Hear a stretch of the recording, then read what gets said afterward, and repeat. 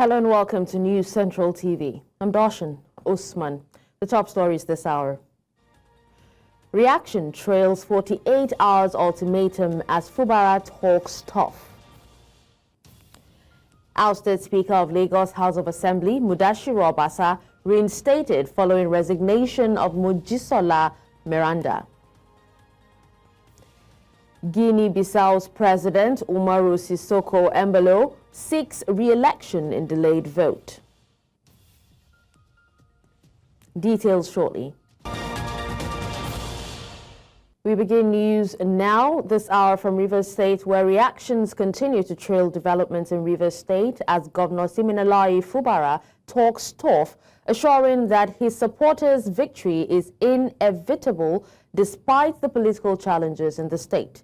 Now, Fubara took the stance during the commissioning of the Government House staff quarters at the Forces Avenue in Port Harcourt. He noted that it is not just about winning, but about standing for truth and fighting gallantly, adding that the era of deception in the state is over as the state is now determined to take control of its destiny. Now, this comes as the House of Assembly gave Governor Fubara 48 hours to present the 2025 budget to the lawmakers. All our supporters, I know the news that broke that on Friday must have dampened your spirit. Raise up. What is ahead is more than what we just passed.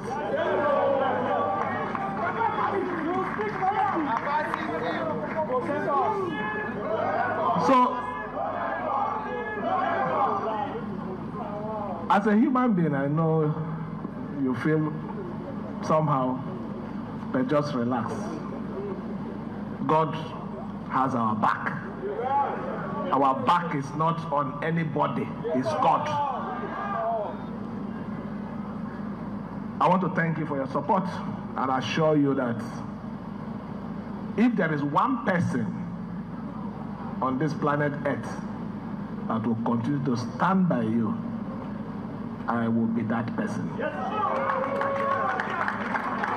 I assure you that I will lead you with honor. I will lead you with respect. And I will lead you with integrity, knowing that when I leave here, I will have questions to answer. If I'm called upon 20 years, 30 years from today, I want to be proud to defend my position. Now let's move over to the dramatic turn of events at the Lagos State House of Assembly, where the impeached Speaker, Mudashiru Obasa, was re-elected at plenary on Monday.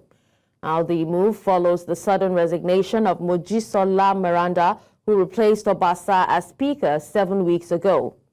Reports of Obasa's return as Speaker of the Assembly began as mere speculations, but quickly transformed into a high-stakes power shift with heightened security, tense moments, and strategic resignations. News Central's lead correspondent, Bernard Akede, was at the House and brings us the latest.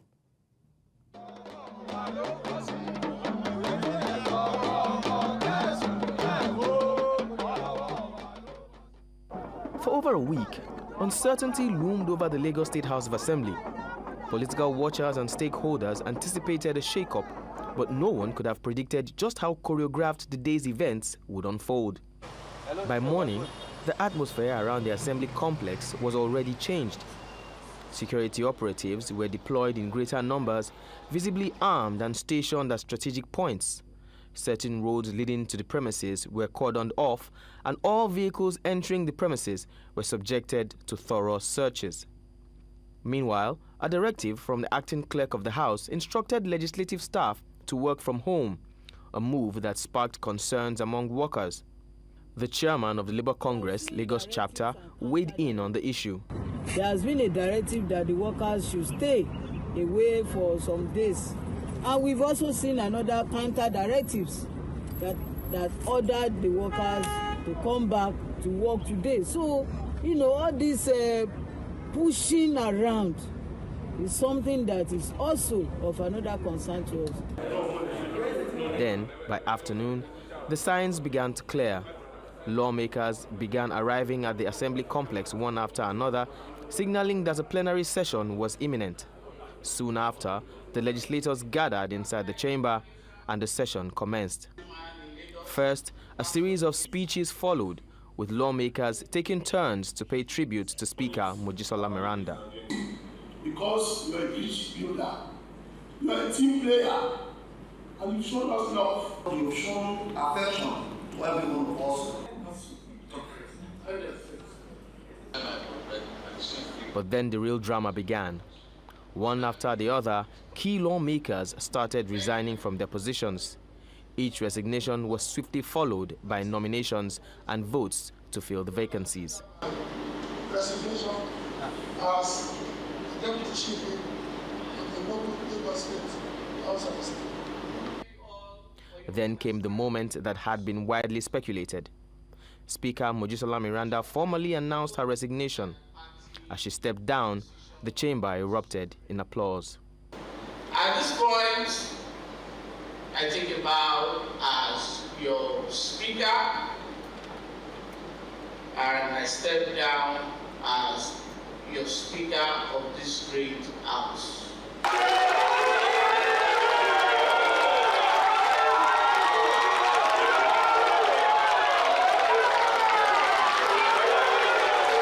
However, in a swift and unexpected twist, she was immediately nominated for the position of Deputy Speaker. Without contest, she was voted in, paving the way for the final act of the day's unfolding political script. With the Speaker's seat now vacant, a nomination was put forward. The name called was that of Right Honorable Mudashiru Ajayi Obasa, the man who had been impeached just days earlier. In a unanimous decision, he was reinstated as the 10th Speaker of the Lagos State House of Assembly. So as I have said, today is not the speech-making day. We will really create time to come back and address it. Outside the Assembly complex, a mix of emotions played out. Supporters of Honorable Meranda cheered as she left, while reactions inside the chamber reflected the weight of the moment. As the dust settles on this political reset, many questions remain. What led to the behind-the-scene negotiations that orchestrated this transaction? And what does this mean for the power dynamics within the Lagos State House of Assembly moving forward? For now, however, one thing is certain. The Lagos House of Assembly has once again proven to be a stage where political scripts unfold with precision. And after a long week of drama, the barricades behind me have finally been taken away, and one by one, the security vehicles are beginning to depart the Lagos House of Assembly. Right Honorable Mudashiru Obasa has been reinstated as the 10th Speaker of the House of Assembly, and his deputy being Honorable Mojisola Meranda. The drama has been long and has been worth watching. But the question is this the end? In Lagos for News Central, I'm Bernard Akede. Now let's head to Edo State, where the Edo State Governorship Election Petitions Tribunal has reserved judgment on the petition filed by the People's Democratic Party and its candidate, Ighodalo, challenging the outcome of the September 21, 2024 governorship election. The Independent National Electoral Commission, INEC, has declared All Progressive Congress candidate Monday Okpebholo as the winner of the election. During the tribunal proceedings, Ighodalo's team presented 19 witnesses arguing that the results should be nullified. The petitioners also subpoenaed a senior technical officer from INEC's ICT department who provided 154 beavers to support allegations of overvoting. Additionally, the PDP claims the election should be annulled due to non-serialisation of ballots, incorrect collation of figures, and errors in the computation of scores. The tribunal has yet to announce a date for its final ruling. In the meantime, a fresh political clash has erupted between the Edo State chapters of the All Progressives Congress and the People's Democratic Party over an alleged plan by the PDP to stage a protest at the office of the Attorney General of the Federation in Abuja. The demonstration is reportedly linked to the ongoing legal dispute over the Edo State governorship election. In a statement on Monday, APC chairman Jared Tenebe accused the PDP of attempting to influence the Governorship Election Tribunal through the planned protest. Now, this development follows the Edo State Election Petitions Tribunal's decision to reserve judgment on the petition filed by PDP candidate Asue Ighodalo challenging the September 21, 2024 election, which saw APC's Monday Okpebholo emerge as governor. However, PDP Deputy National Youth Leader Timothy Osadolo dismissed the APC's allegations, calling them most unfortunate. While confirming the planned rally in Abuja, he criticized the APC for misrepresenting their intentions. Now to the presidential villa, where the federal government says it plans to leverage technology to monitor mining operations in the country. Now, this was made known by the Minister of Solid Minerals Development, Dr. Dele Alake, while speaking to newsmen after the Federal Executive Council meeting in Abuja. Dr. Alake says that the council has approved the purchase of satellite equipment at the cost of 2.5 billion naira.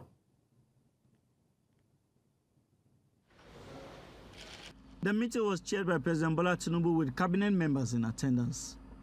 After the meeting, some ministers gave details of what transpired at the executive chambers of the council. First, the Minister of Works, David Umahi. 4 memos approved by by the Federal Executive Council. The first one was approval for the award of contract for the dualization of Oduopani E2, spur at Idendem Etam in Ekotebene Road in Cross River and Akwa Ibom State. And the total amount is 55 billion. The next one is the approval for the award of contract for the dualization of Ibadan Elori Road, Section 2, which is in Oyo Ogbomosho in Oyo State. You had asked questions about this road. God has helped it to come to be approved. It's 147 kilometers in favor of JRBs to be constructed on a reinforced concrete pavement. You have another one, approval for the completion of outstanding of Abuja Kaduna Zaria Kano road. This time is Section 2. That's 82 kilometers by 2. That's 164 kilometers. And it's awarded for 507 billion. And then the last one is the construction of a flyover at Abakpa, bordering 82 Division, Enugu. The flyover is to be constructed to relieve traffic jam there. And the contractor is CCECC, and the amount is 24 billion. Then the Minister of Solid Minerals Development, Dele Alake. Today at the FEC, a memo was approved for the Solid Minerals Ministry, specifically to procure an integrated solution framework to combat unlicensed, unregulated, underreported mining activities. Alake says that government is introducing technology to its monitoring of mining operations in the country. With all of these policy initiatives that are working, we'll still see the need to introduce technology into our overall tactics and strategy. And that is the basis of today's memo that was approved by FEC. So we are procuring satellite equipment, satellite gadgets that will be installed in strategic places all over the country. Nigeria is so vast. So to police every inch of our large territory is almost impossible.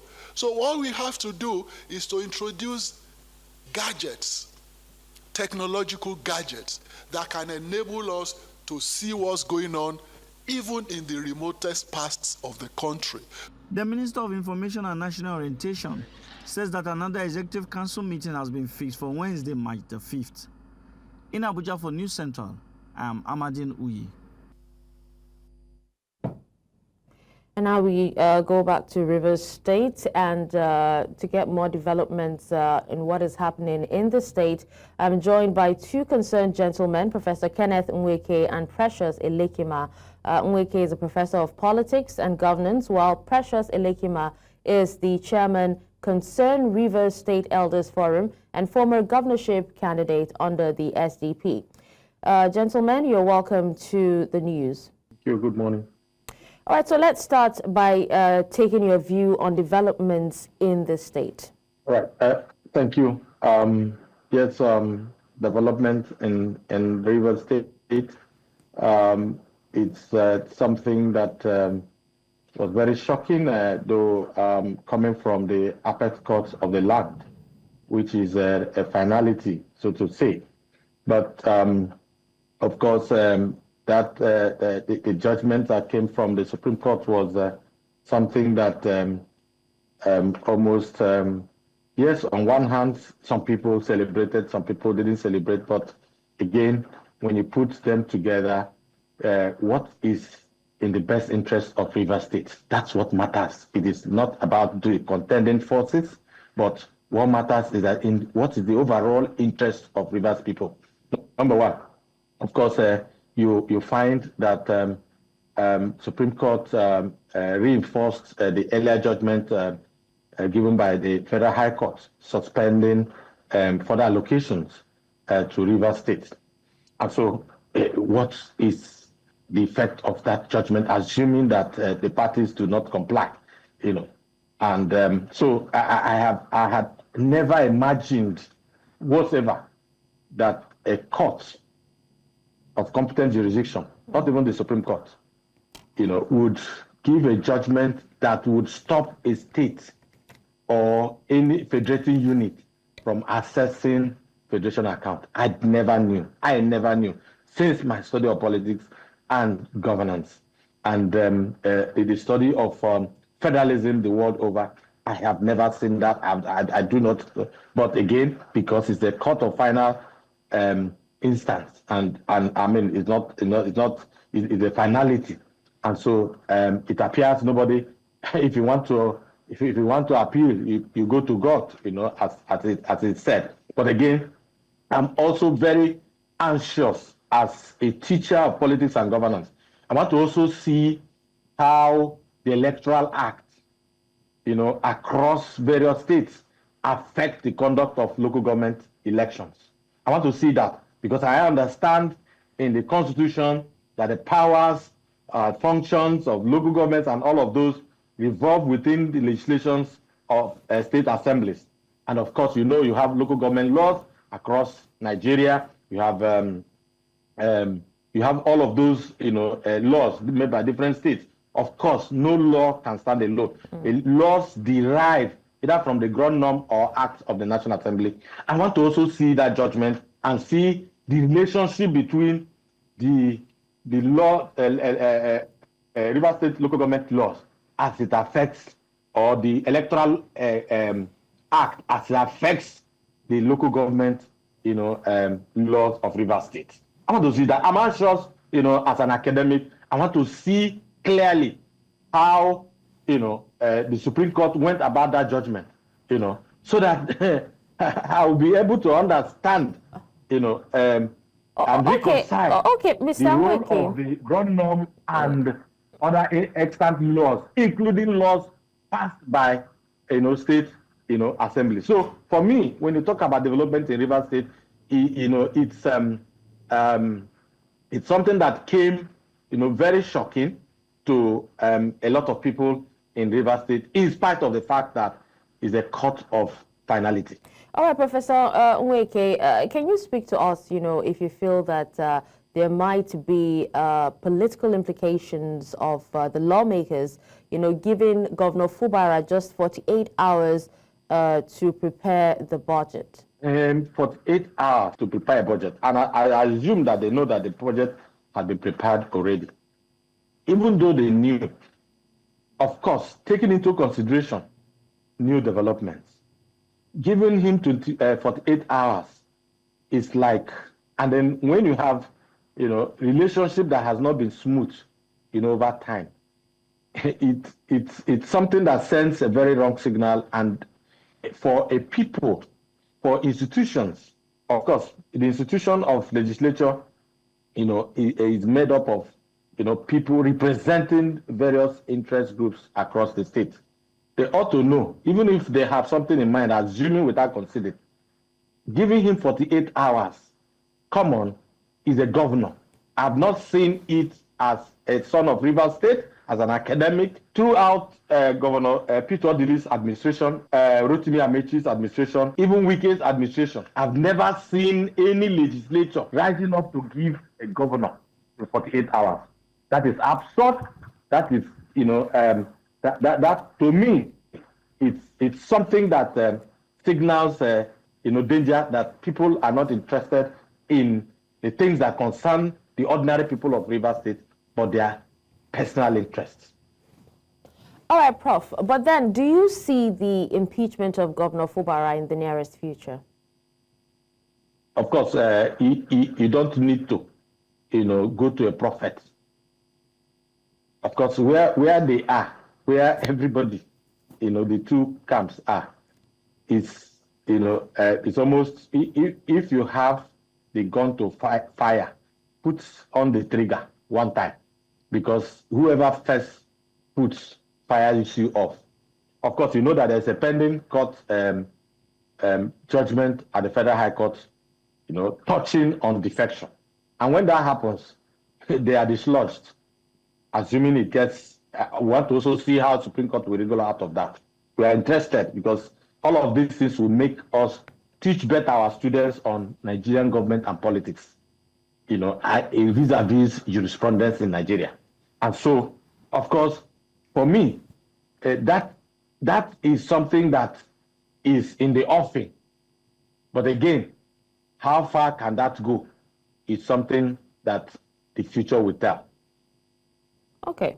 Well, thank you so much, Professor, for your time and for speaking to us. Thank you. We'll take a break now. When we come back, the news continues. Stay with us. Welcome back, and thank you for staying with us. Now, the House of Representatives Committee on Constitutional Amendment has extended the deadline for resubmitting proposals for the creation of new states from March 5th to March 26th. The decision was announced by Deputy Speaker Benjamin Kalu and is expected to give proponents more time to refine their submissions and ensure compliance with Section 8 of the 1999 Constitution. The extension comes after the committee initially rejected 13 proposals for new states due to non-compliance with constitutional requirements. Agriculture experts are seeking more investment in climate-smart farming to boost the nation's food security. Now, the agribusiness owners met with Vice President Kashim Shettima and Chairman of the Presidential Food Systems Coordinating Unit during a one-day workshop on agriculture. News Central's correspondent Joshua Marai has the story. The workshop, which was held in Nigeria's federal capital, Abuja, aimed to validate findings from the Agriculture and Food Security Survey, an initiative led by the Nigerian Bureau of Statistics to generate agriculture-related data for policy and program development. It also served as a platform to engage stakeholders, including private sector actors, to refine and align strategic initiatives for strengthening the country's food system. Speaking at the event, Nigeria's Vice President, who was represented by Special Advisor on Special Duties, urged private sector investors to prioritize investing in digital solutions that will boost food security. We recognize that a market-driven approach is the only sustainable pathway to achieving long-term food security. This is why our policies and programs are designed to support competitive, private sector-led agricultural growth, ensuring farmers and agribusinesses can operate in an enabling environment and foster innovation and growth. The Statistician General of the Nigerian Bureau of Statistics also represented assured of the Bureau's commitment to providing quality and reliable data to guide policymakers for economic prosperity. At NBS, we are already partnering and collaborating with both government agencies and development organizations to improve the availability of agricultural data within the policy-making space. The Vice Chairman of the Nigerian Economic Summit Group, represented by the Executive Director of the National Center for Legislative Reforms, called for urgent action to fix the nation's food system. There is need for us to declare a state of emergency because This state of mind ought to have been declared about 2 years ago. From the data from the international communities, we are running to food shortage as at 2022. So this is even coming too late, but this is very important at this moment. No time is late. The action must start now. Experts at the event called for the strengthening of public-private partnership to advance Nigeria's food system. They say this will ensure sustainability and long-term agricultural transformation. In Abuja for News Central, I am Joshua Imarai. The national president of the Miyetti Allah Cattle Breeders Association of Nigeria, Othman Galzerma, has called on farmers and herders in Plateau State to do all within their powers to keep the peace in the state. The association's president was speaking in Jos, the state capital, while responding to questions from journalists on the state's security challenges. Correspondent Chizoba Anyowe tells us more.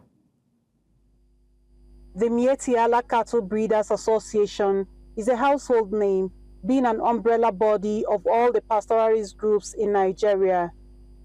Noting that one of the major causes of violent attacks in Plateau State in the recent past has been farm destruction by unguarded cattle, the national president of MAGBAN says peaceful coexistence is paramount.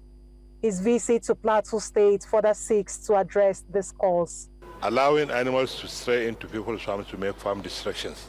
We don't like that, we don't condone it, so wherever we find ourselves in a particular state, we ensure that after introducing the leadership to the government and the security agencies, we'll also extend our hands of fellowship to the leadership of farmers across the state. And not only that, and to all other non-state actors that are working to ensure security in the state. He's optimistic that after his meeting with the governor of Plateau State, the new executive will enthrone measures that will further sustain the existing peace in the state.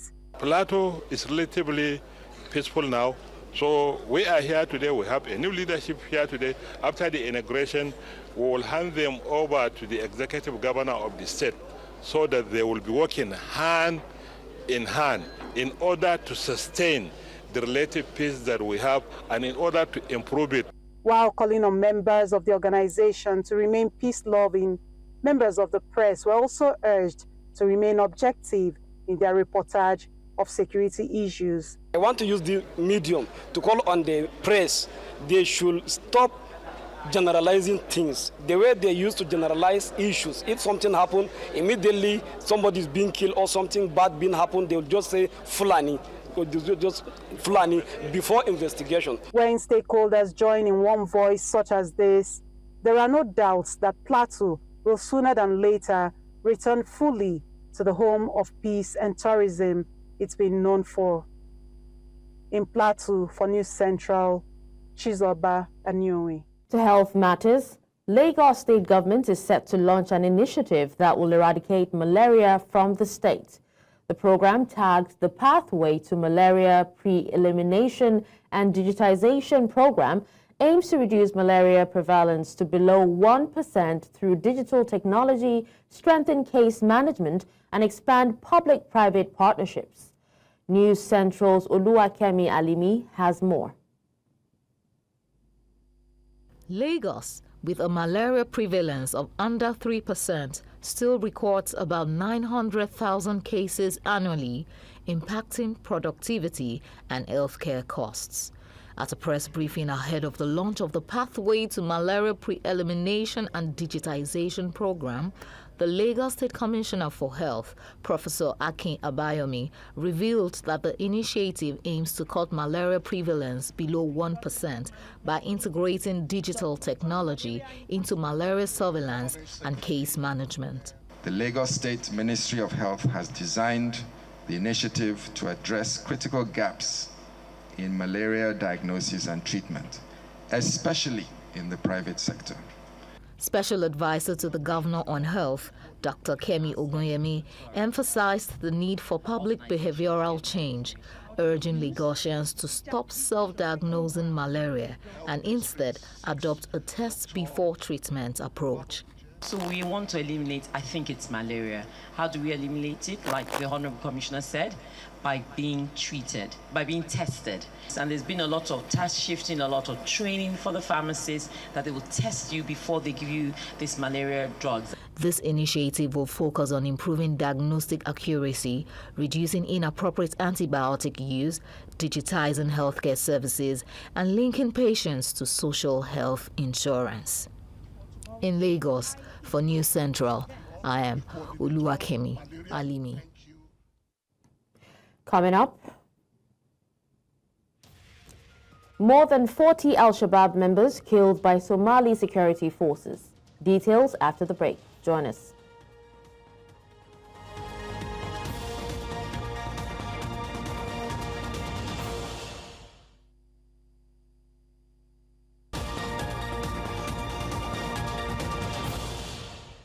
Thank you for staying with us. Now, Borno State Commissioner for Budget and Planning has officially presented the state's approved 2025 budget totaling over 615 billion naira. During a press briefing in Maiduguri, the commissioner emphasized that the approved budget aims to drive economic recovery, security enhancement, and infrastructural development across the state. During the presentation, the commissioner emphasized that the government remains dedicated to restoring communities affected by insurgency and improving citizens' livelihoods through investment in critical sectors such as education, healthcare, and agriculture. Is in line with the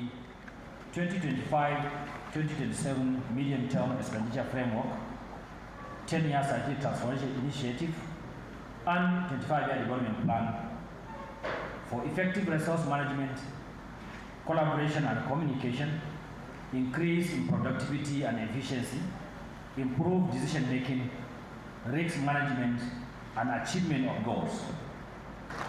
As we strive to enhance good governance and optimize resource allocation, the adaptation of technology has become indispensable.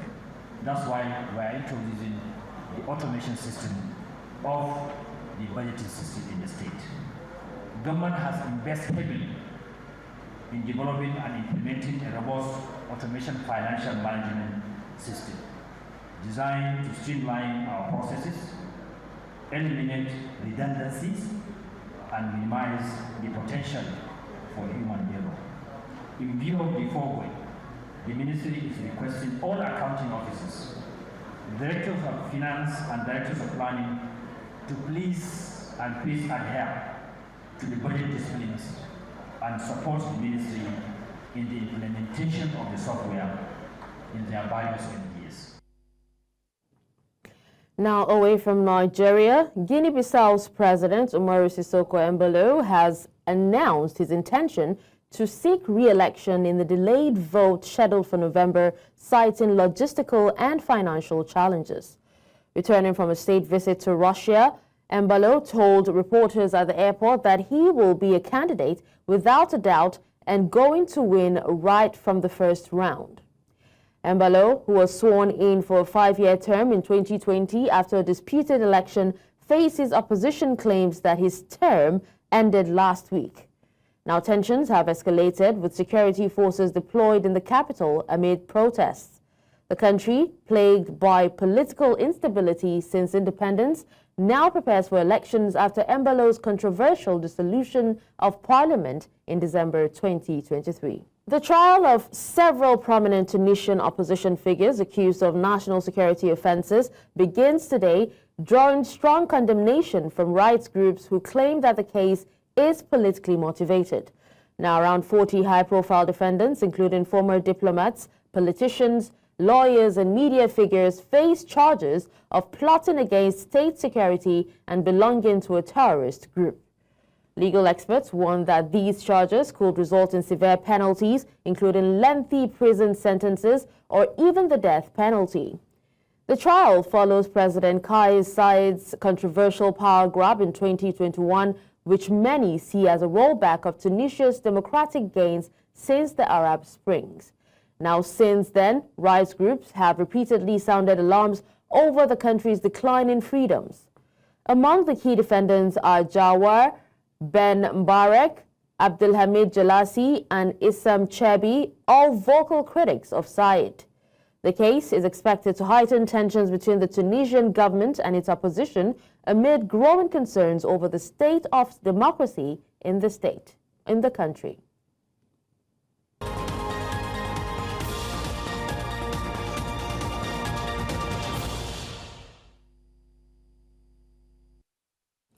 And now in other news from around the world, the U.S. has paused its military aid to Ukraine, with the White House confirming the review of support to ensure it contributes to a lasting solution. Now, this shift follows comments from U.S. President Donald Trump, who criticized Ukrainian President Zelensky's statement at the war's end remains distant. Now, the U.S. has been Ukraine's largest military supporter since Russia's invasion 3 years ago. Meanwhile, UK Prime Minister Keir Starmer unveiled a 4-point plan to help Ukraine defend itself. However, European leaders at a recent summit warned that they cannot guarantee peace without continued US support. The situation remains tense as global leaders navigate the ongoing conflict. US President Donald Trump, at a recent White House news conference, expressed confidence that the Ukraine minerals deal is not dead despite ongoing discussions. Now, the remarks come after unveiling a $100 billion investment deal with Taiwan's chip giant TSMC aimed at strengthening U.S. chip manufacturing. Trump also addressed ongoing trade talks, including potential tariffs, signaling a focus on reshaping economic relations.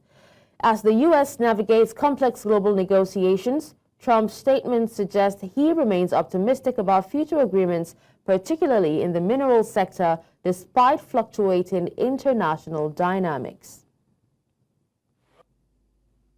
Big percentage of chips with this investment will be made now, a big percentage.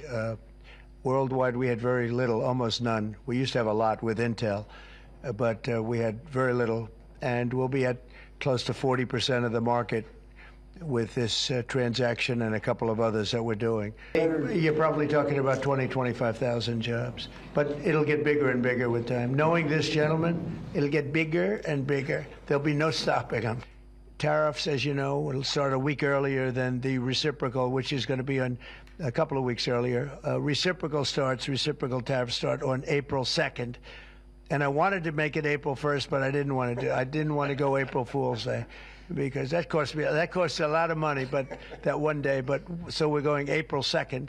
But very importantly, tomorrow tariffs 25% on Canada and 25% on Mexico, and that'll start. So they're going to have a tariff. So what they have to do is build their car plants, frankly, and other things in the United States, in which case they have no tariffs. Peru's President Dina Boluarte has condemned the raid on the home of Minister of the Interior Juan José Santivanes as outrageous, calling it political harassment. Now, the Peruvian Public Prosecutor's Office raided his residence as part of an investigation into alleged abuse of authority linked to ongoing Rolex Gate scandal. The scandal involves Boluarte's failure to declare luxury watches as part of her assets. Santivanes, who took office in May 2024, is accused of retaliating against police officers involved in investigating Boluarte's watches.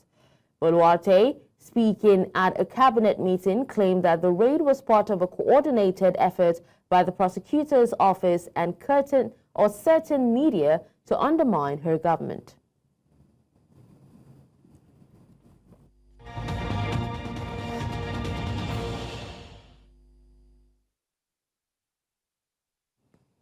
In the world of sports, Kenya on Monday confirmed former South African striker Benny McCarthy as the East African country's new coach on a 2-year deal. It is the 47-year-old's first coaching role at international level after stints at Cape Town City and Amazulu, and most recently as an assistant at Manchester United under Erik ten Hag. Now, the all-time top scorer for Bafana Bafana is replacing Turkish coach Engin Firat, who resigned in December after Kenya failed to qualify for the 2025 Africa Cup of Nations. Kenya is currently 4th in their 2026 World Cup qualifying group and 108th in the FIFA rankings.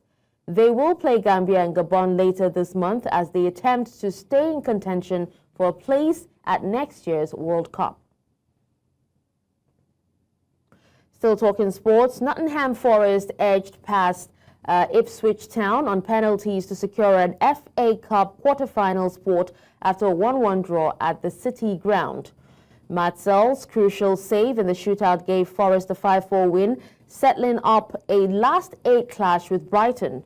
Forest rested key players and Ipswich capitalised, taking the lead through George Hurst's header early in the second half.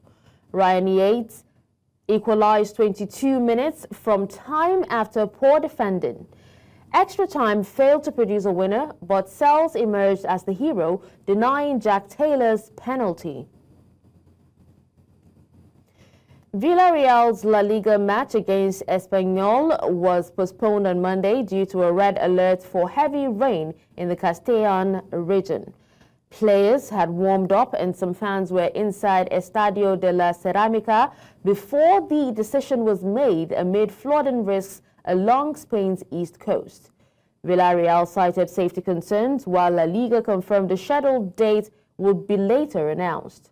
The postponement follows October's deadly flash floods in Valencia region, which claimed over 200 lives and caused severe destruction. Now that's all at this hour, but before we go, let's take another look at some of our major stories. We told you that reactions trail 48-hour ultimatum as Fubara talks tough. We also told you that ousted Speaker of Lagos House of Assembly, Mudashiru Obasa, reinstated following resignation of Mojisola Miranda. Finally, you heard that Guinea-Bissau's President Umaru Sissoco Embalo seeks re-election in delayed vote. You can watch News Central live on DSTV, Channel 422, StarTimes, Channel 274, Avo TV, and YouTube. Many thanks for watching. I'm Darshan Usman.